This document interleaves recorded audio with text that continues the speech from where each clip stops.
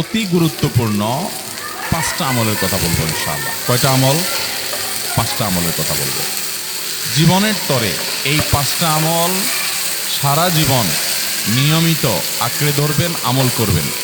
Number 1, সবচেয়ে বেশি যেটা করতে হবে পরিমাণে, জুমার দিন, জুমার রাত, বৃহস্পতিবার সন্ধ্যা থেকে নিয়ে শুক্রবার সন্ধ্যার আগ পর্যন্ত পরিমাণে সবচেয়ে বেশি করতে হবে যে আমলটা, সেটা হলো দুরূদ শরীফের আমল।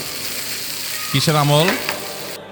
ভাইরা, দুরূদ এমন একটা আমল, আপনি যদি শুধু দুরূদের এই আমলটাকে আঁকড়ে ধরেন, সবসময় আপনার মুখ দিয়ে দুরূদ বের হতে থাকে, পড়তে থাকেন,